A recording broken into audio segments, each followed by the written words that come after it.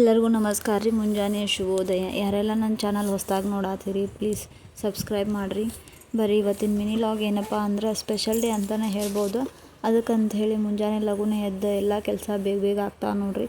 So ಪೂಜೆ ಎಲ್ಲ ಮಾಡ್ಕೊಂಡು ಪೂಜೆ ಎಲ್ಲ ಆದ ನಂತರ ಸೊ ಬೆಳಗ್ಗೆ ಇಡ್ಲಿ ವಡೆ ಮಾಡ್ಬೇಕಂತ ಹೇಳಿ ಸೊ ರವೆ ನೆನೆ ಹಾಕ್ಕೊಂಡಿದ್ನಿ. ಹಿಟ್ಟೆಲ್ಲ ಚಂದ ಉಬ್ಬಿಕೊಂಡು ಬಂದೈತಿ. ಅದಕ್ಕೆ ಸೊ ಹಿಟ್ಟೆಲ್ಲ ಚಂದ ಉಬ್ಬಿ ಬಂದೈತ್ರಿ. ಅದಕ್ಕೆ ಸ್ವಲ್ಪ ಉಪ್ಪು ಹಾಕ್ಕೊಂಡೆ ಈ ಥರ ಕಲಿಸ್ಕೊಂಡು ಇಟ್ಕೊಂಡಿರಿ. ಆಮೇಲೆ ಅಷ್ಟೊತ್ತನಕ್ಕೆ ನನ್ನ ಮಗ ಎದ್ದ. ಅವ್ನಿಗೆ ಸ್ವಲ್ಪ ಸಮಾಧಾನ ಮಾಡ್ಬೇಕಂಥೇಳಿ ಅವ್ಗೆ ಚಾವ್ ಹಾಕ್ಕೊಟ್ನಿ. ಆಮೇಲೆ ಸೊ ಇಡ್ಲಿ ಮಾಡ್ಬೇಕಂಥೇಳಿ ಅಂದ್ಕೊಂಡಿದ್ನಲ್ರಿ. ಸೊ ಹಿಟ್ಟು ರೆಡಿ ಆಗೈತೆ. ಅದು ತೋ ಅದ್ರದ್ದು ಇಡ್ಲಿ ಪಾತ್ರೆಗೆಲ್ಲ ಸ್ವಲ್ಪ ಈ ರೀತಿ ಎಣ್ಣೆ ಸವರ್ಕೋಬೇಕು. ಸವರ್ಕೊಂಡು ಆದನಂತರ ಸ್ವಲ್ಪ ಹಾಕೋಬೇಕ್ರಿ ಆ ಪ್ಲೇಟ್ನಾಗ ಇಡ್ಲಿ ರವೆ. ಯಾಕಂದ್ರೆ ಭಾಳ ಹಾಕ್ಕೊಂಡ್ರೆ ಎಲ್ಲ ಪ್ಲೇಟ್ ತುಂಬ ಸ್ಪ್ರೆಡ್ ಆಗಿಬಿಡ್ತೈತಿ. ಅದು ಎಲ್ಲ ಮಿಕ್ಸ್ ಆಗಿಬಿಡ್ತಾವೆ, ಒಂದೊಂದು ಇಡ್ಲಿನೂ ಮಿಕ್ಸ್ ಆಗಿಬಿಡ್ತಾವೆ. ಸೊ ಹಂಗಂತೇಳಿ ಸ್ವಲ್ಪ ಹಾಕೋಬೇಕ್ರಿ. ಯಾಕಂದ್ರೆ ಚಂದ ಉಬ್ಕೊಂಡು ಬರ್ತಾವೆ ಸಪ್ರೇಟಾಗಿ. ಆಮೇಲೆ ಸಾಂಬಾರು ಮಾಡ್ಬೇಕಂತೇಳಿ ಸೊ ಬೇಳೆ ಹಾಕ್ಕೊಂಡಿರಿ ಒಂದು ಕಡೆ. ಅದಕ್ಕೆ ಒಂದು ಸ್ವಲ್ಪ ಆಲೂಗಡ್ಡೆ, ಟೊಮೆಟೊ ಮತ್ತು ಒಂದು ಈರುಳ್ಳಿ ಅದ್ರೊಳಗೆ ಹಾಕ್ಕೊಂಡು ಕುಕ್ಕರ್ಗೆ ಇಟ್ಕೊಂಡಿರಿ. ಆಮೇಲೆ ಸ್ವಲ್ಪ ಚಟ್ನಿ ಮಾಡ್ಬೇಕಂತೇಳಿ ಚಟ್ನಿಗೆ ರೆಡಿ ಮಾಡ್ಕೊಳತ್ತೀನಿ. ಸೊ ಅಡುಗೆ ಮಾಡೋದು ಅಂದ್ರೆ ಒಂದು ದೊಡ್ಡ ಟೆನ್ಷನ್ ಹೌದಾ, ಸ್ವಲ್ಪ ಖುಷಿನೂ ಅಂತಲೂ ಹೌದು, ಹೇಳೋಕ್ಕಾಗಂಗಿಲ್ಲ. ಯಾಕಪ್ಪ ಅಂದ್ರೆ ಡೈಲಿ ಏನು ಮಾಡ್ಬೇಕು ಅನ್ನೋದ್ರಾಗ ನಮ್ದು ಅರ್ಧ ದಿನ ಹೋಗ್ಬಿಟ್ಟಿರ್ತೈತಿ.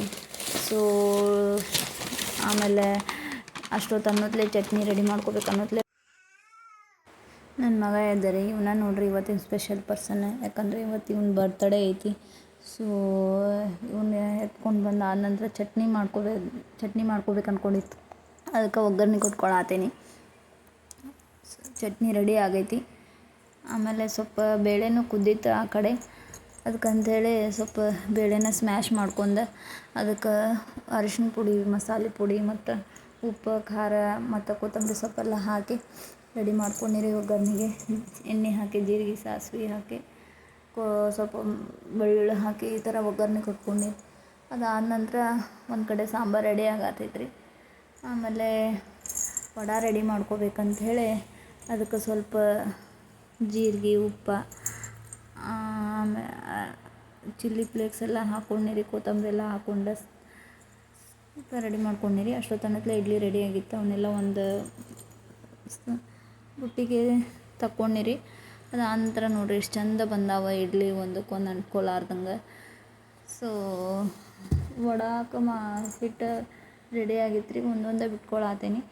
ಸೊ ನಮ್ಗೆ ಯಾವ್ಯಾವ ಟೈಪ್ ಬೇಕು ಆ ಟೈಪೆಲ್ಲ ಹಾಕ್ಕೋಬೋದು. ರೌಂಡ್ ಬೇಕಂದ್ರೆ round, idli shape, vada shape ಬೇಕಂದ್ರೆ ವಡೆ, ಆ ಥರ ರೆಡಿ ಆಗ್ತಾವೆ.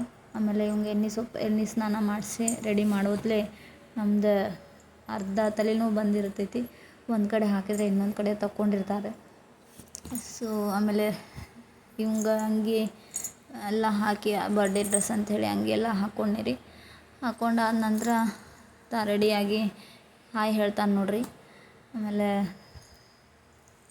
ಸ್ವಲ್ಪ ಕಾಡಿಗೆ ಎಲ್ಲ ಹಚ್ಬೇಕಂಥೇಳಿ ತೊಗೊಂಡ್ರೆ ಕಾಡಿಗೆ ಹಚ್ಕೊಳಕ್ಕೂ ಒಲ್ಲೆ ಅಂತಾರೆ ಮತ್ತು ಪೌಡ್ರ್ ಹಚ್ಕೊಳಕ್ಕೂ ಒಲ್ಲೆ ಅಂತಾರೆ.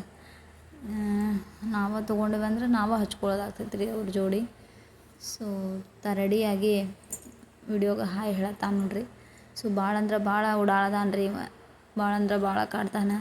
ಆಮೇಲೆ ರೆಡಿಯಾಗಿ ಸ್ವಲ್ಪ ಟೆಂಪಲ್ಗೆ ಹೋಗ್ಬೇಕಂತೇಳಿ ಹೊಂಟಿದ್ವಿ.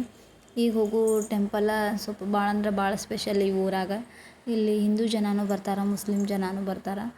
ಸೊ ಇಲ್ಲಿ ನೈವೇದ್ಯಕ್ಕಿಂತನೂ ಸಕ್ರೆ ಹಂಚೋದೇ ಭಾಳ. ಸೊ ಪ್ರದಕ್ಷಿಣೆ ಹಾಕ್ಕೊಂಡು ಸಕ್ರೆ ಎಲ್ಲ ಹಂಚ್ವಿ. ಪೂಜೆ ಟೈಮ್ನಾಗ ಪೂಜೆ ನಡೆಯತ್ತಿತ್ತು. ಸೊ ಸಕ್ಕರೆ ಎಲ್ಲ ಹಂಚ್ಕೊಂಡು ಕಾಯಿ ಒಡಿಸ್ಕೊಂಡು ಸ್ವಲ್ಪ ಹೊತ್ತು ಕುಂತು ಎಲ್ಲ ನಂತರ ನೆಕ್ಸ್ಟ್ ನಮಸ್ಕಾರ ಮಾಡಿ ನೆಕ್ಸ್ಟ್ ನಮ್ಮ ಮನೆ ದೇವರಲ್ಪ ಆಂಜನೇಯ ಸ್ವಾಮಿ, ಹನುಮಪ್ಪ ಅಂತಲೂ ಹೇಳ್ಬೋದು. ನೆಕ್ಸ್ಟ್ ಅಲ್ಲಿ ಹೋದ್ವಿ. ಅಲ್ಲಿ ಒಂದೆರಡು ಸುತ್ತು ಹಾಕ್ಕೊಂಡು ಗುಡಿ ಒಳಗೆ ಹೋಗೋದ್ಲೇ ಪೂಜಾರಿ ಹೋಗಿಬಿಟ್ಟಿದ್ರೆ ಡೋರ್ ಹಾಕ್ಕೊಂಡು. ಸೊ ಅಲ್ಲೇ ಕುಂತು ಸ್ವಲ್ಪ ನಮಸ್ಕಾರ ಮಾಡಿ ಕಾಯಿ ಅದು ಎಲ್ಲ ಒಡಿಸ್ಕೊಂಡು ಮನೆ ಕಡೆ ಬಂದ್ವಿ ರೀ. ಸೊ ನಾಷ್ಟ ಮಾಡಿತ್ತಲ್ಲ, ನಾಷ್ಟ ರೆಡಿ ಮಾಡಿ ಆಗಿತ್ತು. ಊಟ ಮಾಡಿ ಸೊ ಇವತ್ತಿನ ದಿನ ಇದಾಗಿತ್ತು. ಯಾರಿಗೆಲ್ಲ ಇವತ್ತಿನ ದಿನ ಇಷ್ಟ ಆಗೈತಿ ಪ್ಲೀಸ್ ಲೈಕ್ ಮಾಡಿರಿ, ಶೇರ್ ಮಾಡಿರಿ, ಸಬ್ಸ್ಕ್ರೈಬ್ ಮಾಡಿರಿ. ಹಂಗೆ ಅಂತೂ ಯಾರೂ ಬಿಡಕ್ಕೆ ಹೋಗಬೇಡ್ರಿ. Thank you so much.